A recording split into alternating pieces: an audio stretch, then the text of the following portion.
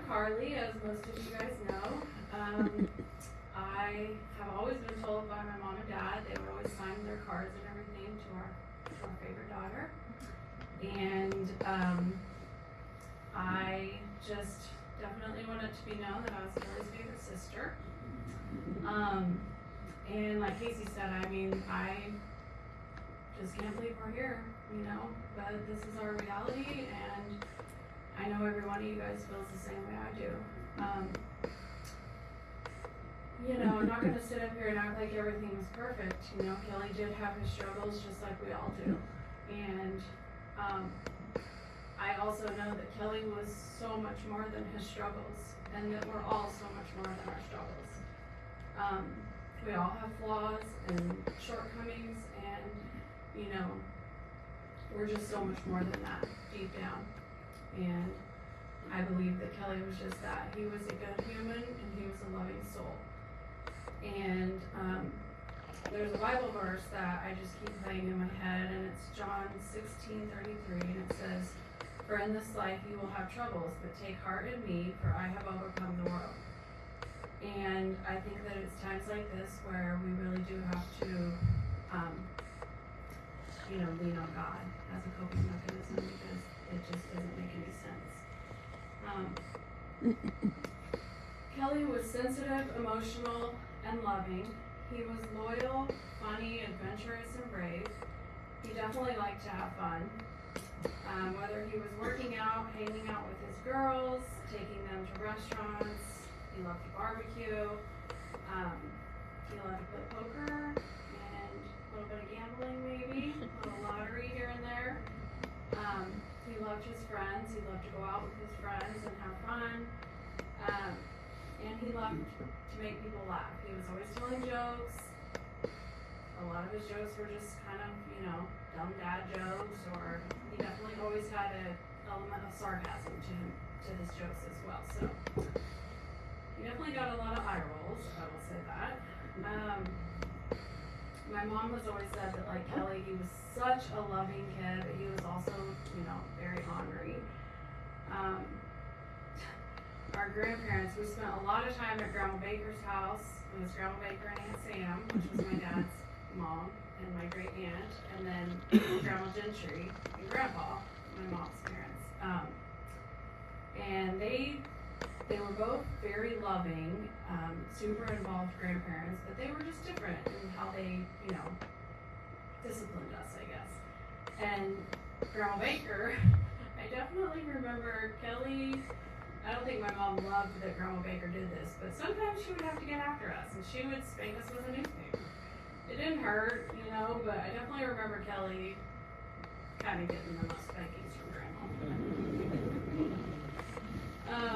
He was a good son. He was a really good son. He's always been there for my mom, and although it was one of the hardest things for him to do, he never stopped going to see my dad.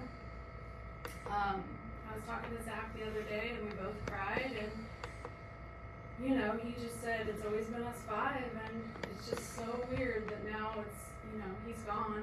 And he was a very good brother. He was close to every one of us in his own way, and I know he loved us all very much as siblings. He was a committed and faithful husband to Jamie for 17 years. And most of all, like Casey said, he was a devoted father to his girls, Kayla and Marley. Being Kelly's only sister, I feel like we did always have a special bond. We definitely had our ups and downs, times where we were closer and times where we weren't as much, but we always loved each other. And I do think I have that with all my brothers. We have, you know, we're all really close and have a special bond, but their wives, it's kind of like a known thing between us girls. Like, if they want something to get done, or they want, you know, the boys to kind of lean a certain direction, they'll have me kind of talk to them or give my opinion. And because they value me as their favorite sister. And this was definitely true with Kelly. And so one example I can think of is when Jamie was pregnant with Carlie, and Jamie wasn't out with us that night. I think she was about to give birth. And I was with Kelly and Brandon, and we were at a bar off off Johnson Drive. I think it was Lucky's. But Kelly started talking about how they wanted to name their new baby Arlie. And he just wasn't quite sure at the time because it wasn't a super common name, and he just wasn't sure. And if anyone doesn't know, that's my grandma's name, my mom's mom. Her name's Arlie. And when I heard that, I was like, yes, like you have to name her Arlie. That's such a cool name. I love that name. It's unique, you know, this and that. We just kept talking about it. And Kelly was getting more and more excited. He's like, really? Like you think so? And anyway, by the time we left that night, Kelly was like, okay, her name's Arlie. I think he might have even called Jamie from the restaurant and said, like, it's cool, we can name her Arlie. And now we have Arlie Mae. So that was kind of a fun memory to think about. And I think it's really cool that Kelly, excuse me, he stayed home with Kayla when she was a baby and Jamie went back to work. And, you know, he's got a special bond with both of his girls, but, you know, I think him and Kayla, you know, he was home with her when she was a baby and he took care of her and he did everything she needed.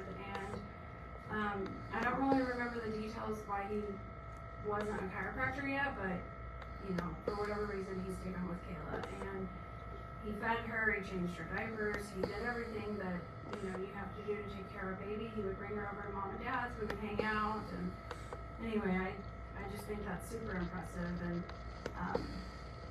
you know, he really showed up as a father. And I wrote a little poem that I'm gonna read, and it says, to my little brother Kelly, or as Dad would say it in his greatest French accent / Pig Latin, Belle Kelly. As siblings, we would always poke fun. You hated it when we would say, Kelly Belly, full of jelly, laughing at your dismay.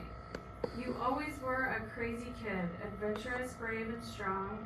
Lake cliff jumping at 9 years old, who does that? Something must be wrong. You hated sleepovers at cousins' houses, a mama's boy, you could say. She was your comfort and refuge until your dying day. Dad jokes, Starbucks runs, and hanging with our friends, Kayla and Arlie were your pride and joy until the very end.